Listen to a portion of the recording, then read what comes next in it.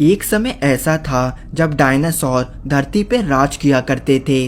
वे उसी धरती पे चले जिस पे हम आज चलते हैं। उन्होंने भी इसी धरती का पानी पिया और इसी धरती पे अपनी लड़ाइयाँ लड़ी। लेकिन इन जानवरों ने एक ऐसा दिन देखा जिसके बारे में सोच के ही हम इंसानों के रोंगटे खड़े हो जाएं। धरती के इतिहास में बीते सबसे खौफनाक घंटे। ये कहानी है उस दिन की जब धरती के सबसे विशाल दानव ताश के पत्तों की तरह ढह गए। ये है डायनासोर का धरती पे आखिरी दिन।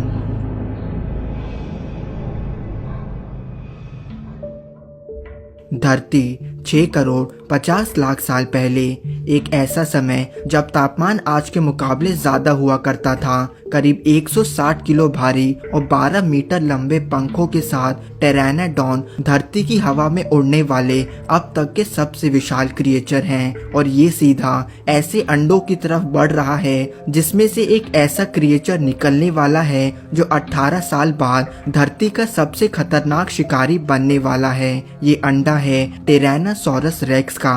टेरानोडॉन इतनी आसानी से अंडों को नहीं खा पाएगा क्योंकि मादा टी रेक्स अपने बच्चों को किसी भी खतरे से बचाने में सक्षम है। लेकिन उस दिन इस अंडों को बचाने का कोई फायदा नहीं क्योंकि अंतरिक्ष से एक ऐसा महाप्रलय आने वाला है जिससे बचना पूरी डायनासोर प्रजाति के लिए नामुमकिन होने वाला था। वहीं धरती से 322 करोड़ किलोमीटर दूर धरती की विनाश की प्रक्रिया शुरू हो चुकी थी। जुपिटर और मार्स के बीच 100 करोड़ से ज्यादा एस्ट्रॉइड एक ही दिशा में चल रहे थे।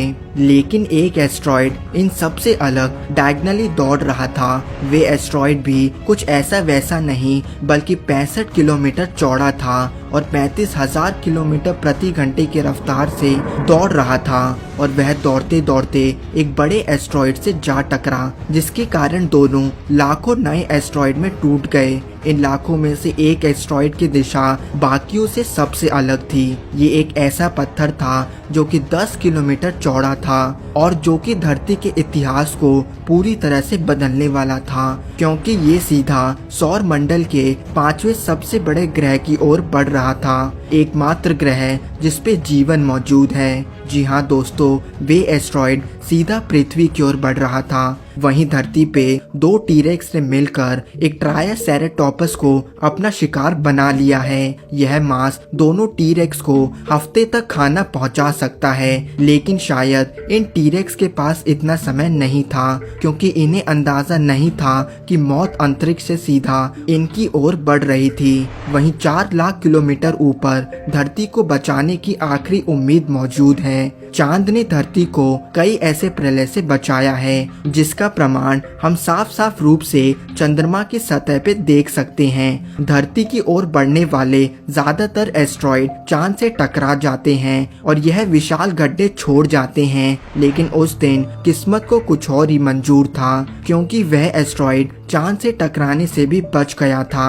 अब इस पत्थर को रोकने की आखिरी उम्मीद भी खत्म हो चुकी थी और अगले 6 घंटे बाद वे पत्थर धरती से सीधा टकराने वाला था। आयरनी देखिए, वैज्ञानिक मानते हैं कि इन एस्ट्रॉइड्स के धरती के टकराने की वजह से ही धरती पे जीवन की शुरुआत हुई। लेकिन जो लाइफ दे सकता है वो छीन भी सकता है।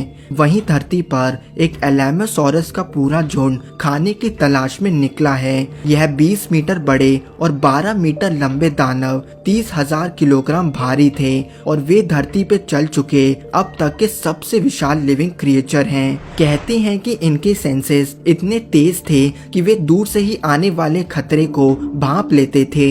लेकिन इस बार इन्हें भी कोई अंदाजा नहीं था कि इनकी तरफ क्या बढ़ रहा था।